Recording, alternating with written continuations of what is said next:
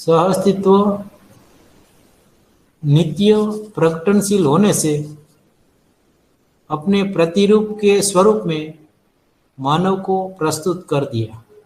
सहअस्तित्व नित्य प्रकटनशील होने से अपने प्रतिरूप के स्वरूप में मानव को प्रस्तुत कर दिया। उसका प्रमाण अनुभवमूलक विधि से ही होता है। इस तरह ईर्ष्या मुक्ति, द्वेष मुक्ति, अपराध मुक्ति और भ्रम मुक्ति हो जाते हैं। ईर्ष्या, द्वेष, अपराध और भ्रम से मुक्त हो जाना ही अनुभव संपन्न होने का प्रमाण है। ईर्ष्या, द्वेष, अपराध, झूठ और भ्रम से हम संबद्ध है, मतलब अनुभव तो क्या, साक्षात्कार भी हुआ नहीं है। यही स्वनिरीक्षण में देखने की बात है। यह सब अवधारणा के पहले चित्रण में ही खत्म हो जाता है। तभी ये अवधारणा के बारे में इसमें बात किया है कि अवधारणा क्या है। तो अवधारणा वो जो अभ्युदय के लिए जो स्वीकृतियां है उसको अवधारणा बोला। तो ये अवधारणा है वो अभ्युदय के लिए बीज रूप है। जैसे कोई पेड़ है तो कोई बीज है तो बीज में से वृक्ष होता है। तो ये बीज है वो उसको हम सींचते हैं, मतलब वो वृक्ष बने उसके लिए हम प्रयास करते हैं। तो किस लिए करते हैं? तो वो हमारा स्वतः हो जाए, इसलिए हम वो बीज में से वृक्ष तक वो हम प्रयास करते हैं।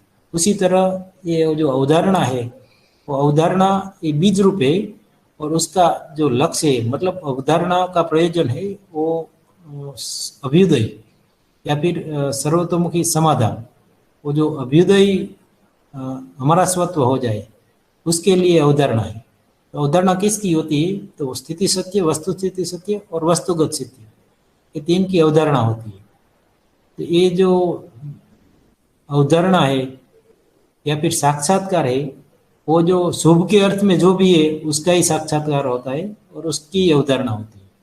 बाकी ये जो सहअस्तित्व है, मतलब स्थिति सत्य, सत्ता में संपृक्त प्रकृति, वो स्थिति सत्य है। वो जो सत्ता में संपृक्त प्रकृति स्थिति सत्य है उससे ही वो जो वस्तु स्थिति और वस्तुगत सत्य का प्रकटन है, मतलब ये सहअस्तित्व में नित्य प्रकटन है।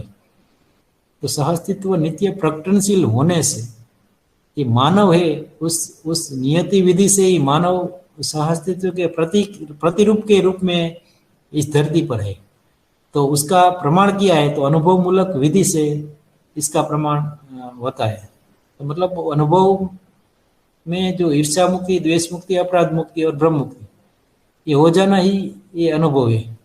तो ये ईर्ष्या, द्वेष, अपराध ये सब है, उसके साथ जीते तो अनुभव तो दूर की बात है, साक्षात्कार या बोध भी नहीं होगा, ऐसा इसमें बताया है।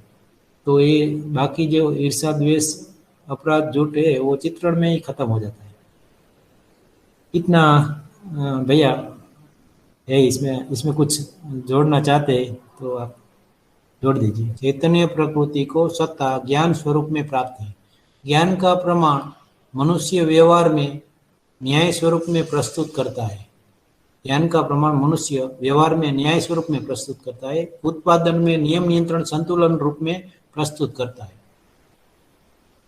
ये जो आगे का था वही उसका भी इसके साथ ही कनेक्टेड है कि जो अनुभव है उसका जो प्रमाण, अनुभव का प्रमाण होता है प्रमाण है, मतलब अनुभव है उसका प्रमाण है। अनुभव मूलक विधि से एक पीढ़ी से दूसरी पीढ़ी में जो अनुभव संक्रमण हो जाए या ट्रांसफर हो जाए या फिर इसमें लिखा है अंतरित हो जाए, तो यही अनुभव मूलक विधि है। और अनुभव मूलक विधि के बिना प्रमाण नहीं है, अनुभव मूलक विधि के बिना प्रमाण नहीं है।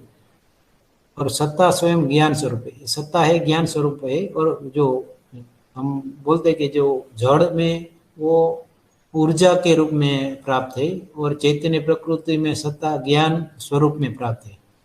और ज्ञान का प्रमाण मनुष्य में जब व्यवहार करते हैं तो वो न्याय के रूप में उपलब्ध है और न्याय के रूप में सत्ता या ज्ञान ये प्रमाण है।